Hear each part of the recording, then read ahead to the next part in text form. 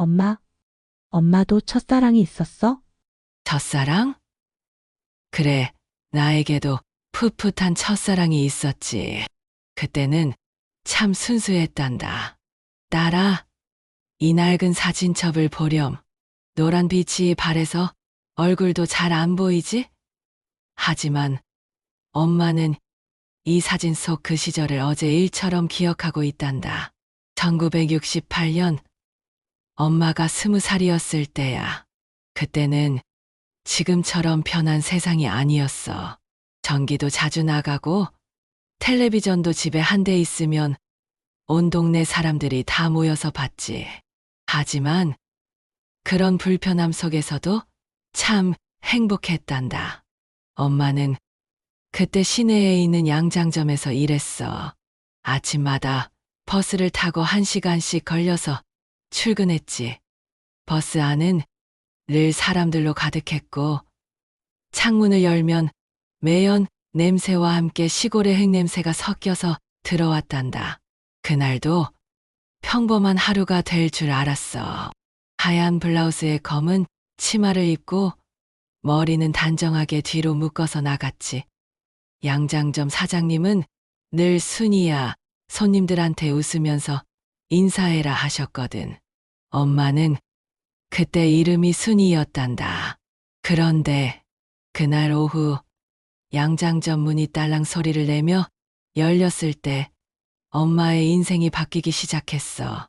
세상에 이런 사람도 있구나. 딸아, 그때 들어온 사람을 처음 봤을 때의 기분을 어떻게 설명하지? 마치 잔잔한 호수에 돌을 던진 것처럼 마음에 파문이 일었단다. 키가 훤칠하고 깔끔한 정장을 입은 젊은 남자였어. 그런데 뭔가 달랐어. 다른 손님들은 대부분 재래식 한복을 원했는데 그 사람은 양복을 맞추러 왔습니다. 라고 정중하게 말하더라고. 목소리도 참 곱더라. 실례지만 여기서 양복도 만드나요? 그 사람이 물었지. 사장님이 없어서 엄마가 대답해야 했는데 왜 그렇게 떨리던지. 네, 만듭니다. 어떤 스타일을 원하시나요? 그때 그 사람이 웃었어. 아, 그 웃음. 마치 4월의 벚꽃처럼 환하고 따뜻했단다. 아가씨가 추천해 주세요. 처음 양복을 맞춰보거든요. 엄마는 그때 처음으로 누군가를 위해 정말 열심히 생각해봤어. 어떤 원단이 좋을지, 어떤 색깔이 어울릴지, 그 사람의 넓은 어깨와 긴 다리에 맞는 디자인을. 얼굴이 빨개져서 고개를 숙였지만 가슴은 두근두근 뛰고 있었단다. 그럼 일주일 후에 다시 오겠습니다. 그 사람이 나가면서 문득 돌아보더니 아가씨 이름이 뭐예요? 하고 물었어. 순이, 김순이입니다. 순이 씨, 수고하세요. 저는 정민호라고 합니다. 정민호. 그의 이름을 마음속으로 몇 번이고 되뇌었단다. 그날 밤 엄마는 잠이 안 와서 뒤척이며 그 사람 생각만 했어. 매일매일이 기다림이었어. 딸아, 사랑에 빠진다는 게 이런 거구나 싶었어. 그 일주일이 얼마나 길던지. 매일 양장점 문만 쳐다봤단다. 사장님이 순이야, 요즘 왜 이렇게 멍하니 있니? 하고 물으실 정도였어. 엄마는 그저 아무것도 아니에요 하면서 웃었지만 속으로는 온통 정민호 생각뿐이었단다. 그 사람이 어떤 일을 하는지, 어디서 사는지, 가족은 있는지 궁금한 게 너무 많았어. 그런데 물어볼 수도 없고 그냥 혼자 상상만 했지.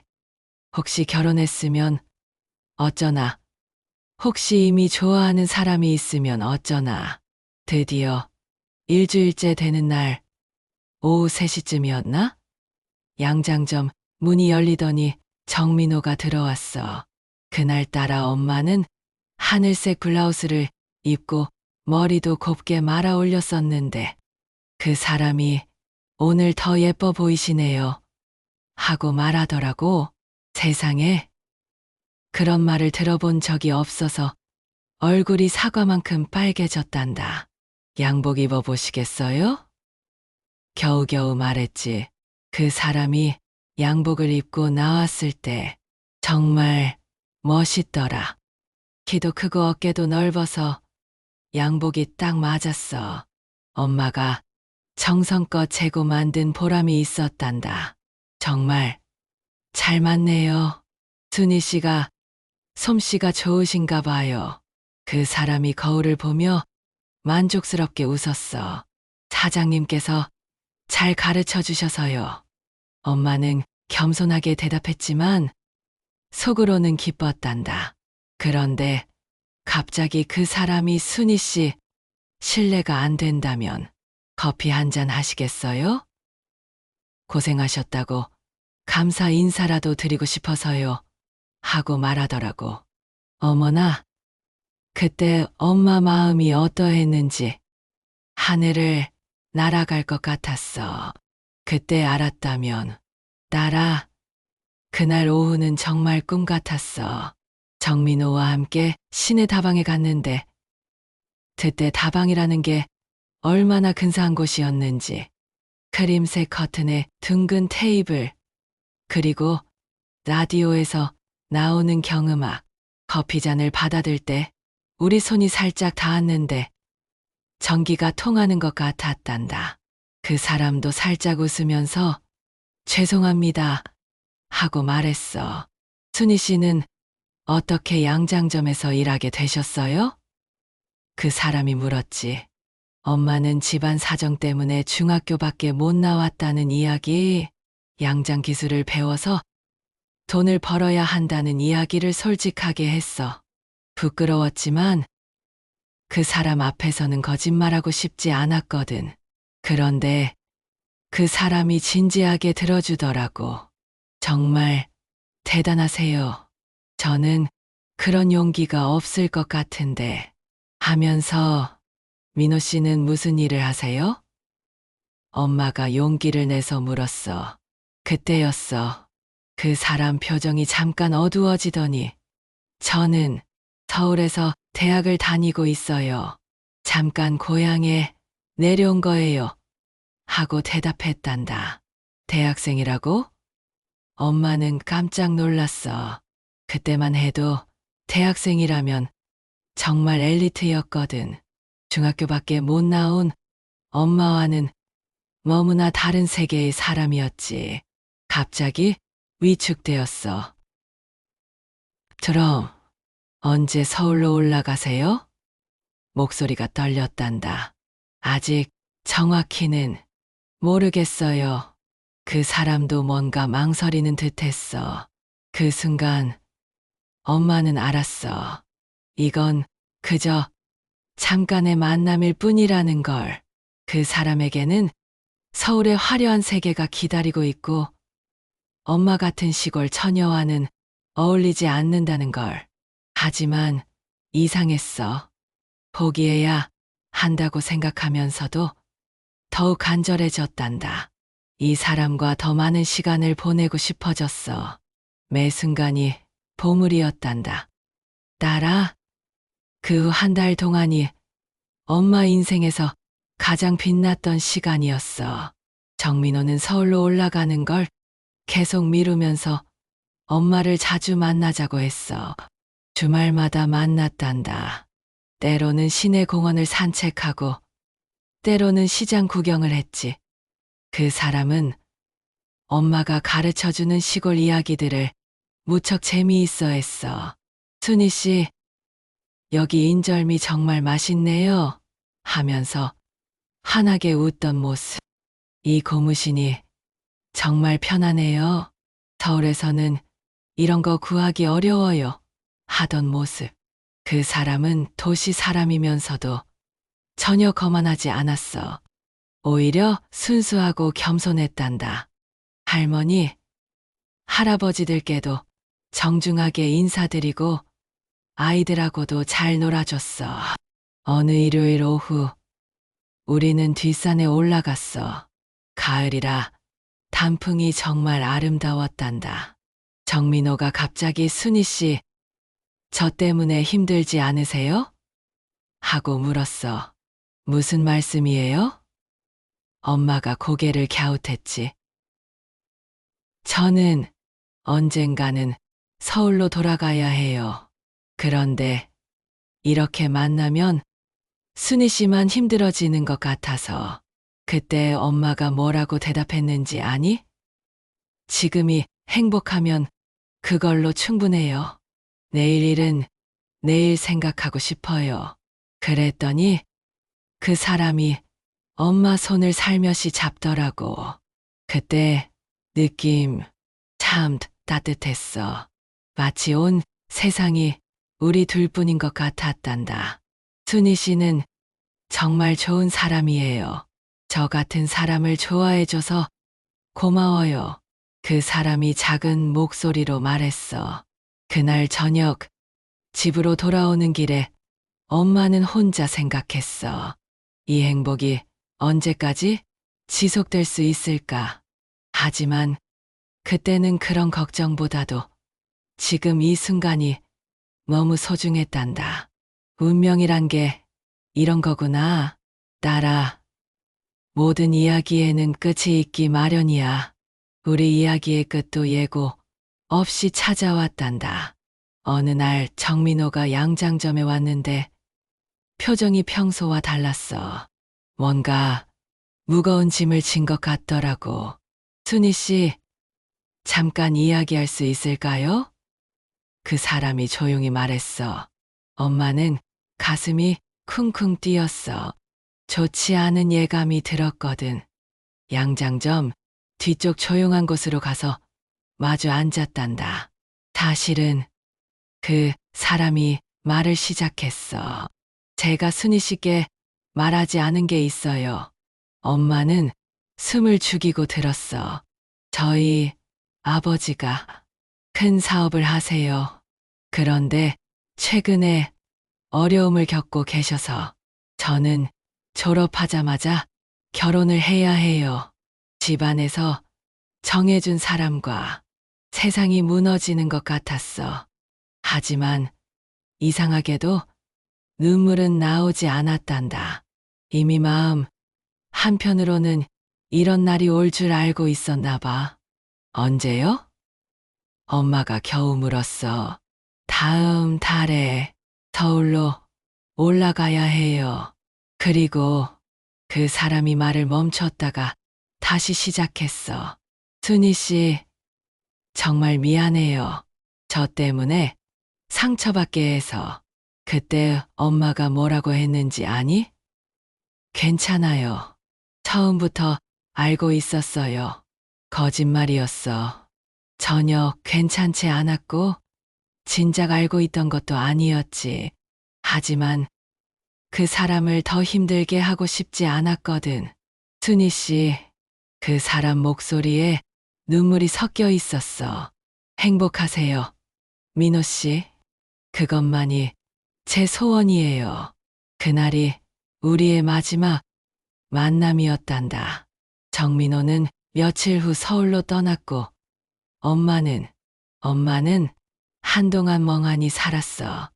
인생은 끝이 아니었구나. 딸아, 그때 엄마를 일으켜 세워준 사람이 있었어. 바로 양장점 사장님이었단다. 김 사장님은 40살 무렵의 미망인이셨는데 정말 따뜻한 분이셨어. 엄마가 며칠째 멍하니 일하는 걸 보시더니 어느 날 조용히 불러서 말씀하셨지. 순이야, 사랑이 다가 아니란다. 그리고는 본인 이야기를 들려주셨어.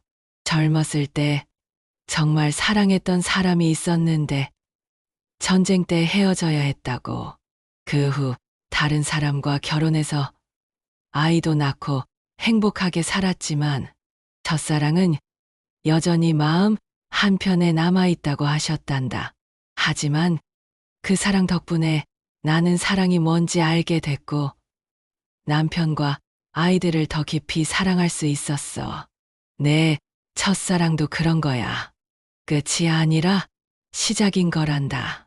그 말이 엄마한테는 큰 위로가 되었어. 그래, 이게 끝은 아니구나. 이 사랑을 통해 엄마는 사랑하는 법을 배웠고 더 깊은 사람이 되었구나. 김 사장님은 그때부터 엄마를 딸처럼 돌봐주셨어. 양장 기술도 더 가르쳐 주시고 새로운 디자인도 함께 연구하셨지. 순이야, 너는 재능이 있어. 언젠가 큰일을 할 사람이야 하시면서. 그리고 6개월 후 정말 신기한 일이 일어났어. 김 사장님이 순이야, 너를 소개해주고 싶은 사람이 있어 하시더라고. 바로 너희 아버지였단다. 성실하고 착한 청년으로 조그만 공장에서 일하고 있었지. 첫인상은 솔직히 말하면 정민호만큼 멋있지는 않았어.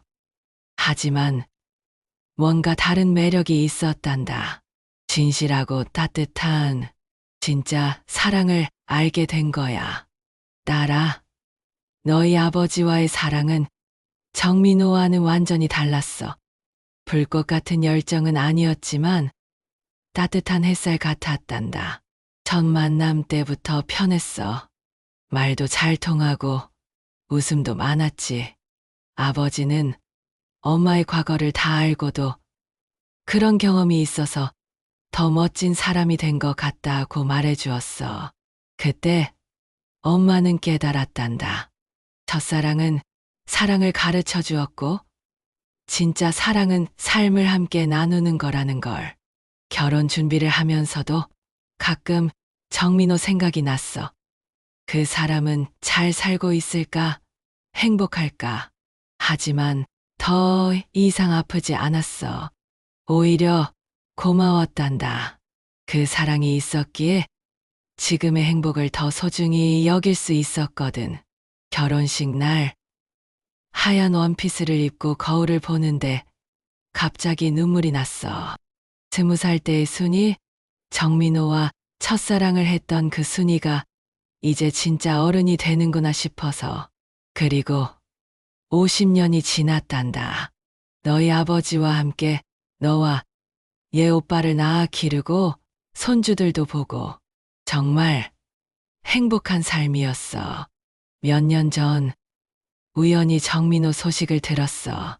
서울에서 사업을 잘했다가 은퇴해서 지금은 부인과 함께 조용히 살고 있다고 하더라. 자식들도 잘 키웠다고. 그 소식을 듣고도 별다른 감정은 없었어. 다만 참 다행이다. 그 사람도 행복하게 살았구나 하는 안도감뿐이었단다. 딸아, 첫사랑은 왜 아름다울까? 그때는 조건 없이, 계산 없이 사랑했거든. 순수하게, 온 마음으로. 그런 사랑을 해본 사람은 평생 그 따뜻함을 기억하며 살아가는 거야. 지금도 가끔 가을 단풍을 보면 그때 그 사람과 함께 뒷산에 올라가던 날이 생각나. 하지만 그리움이 아니라 감사함으로. 그 사랑이 있었기에 엄마는 더 깊이 사랑할 줄 아는 사람이 되었거든. 사랑을 한다면 꼭 기억해. 사랑은 소유가 아니라 경험이라는 걸. 끝나더라도 사라지는 게 아니라 마음속에 영원히 남아서 너를 더 아름다운 사람으로 만들어준다는 걸. 엄마의 첫사랑 이야기 어땠니? 이제 늦었으니 그만 잘까? 바람이 창문을 살짝 흔들고 달빛이 방 안을 은은하게 비추는 밤. 75세 엄마의 목소리에는 여전히 20살 순이의 풋풋함이 남아 있었다. 그렇게 사랑은 세월을 넘어 전해져 간다. 어머니의 첫사랑 이야기가 어떠셨나요? 저는 이야기를 들으며 그 시절의 엄마를 떠올리며 계속 미소가 지어졌답니다. 다음 이야기는 아빠의 결혼식이랍니다. 두근거리는 그날의 순간 함께 따라가 볼까요? 궁금하시다면 구독, 좋아요 눌러주세요. 감사합니다.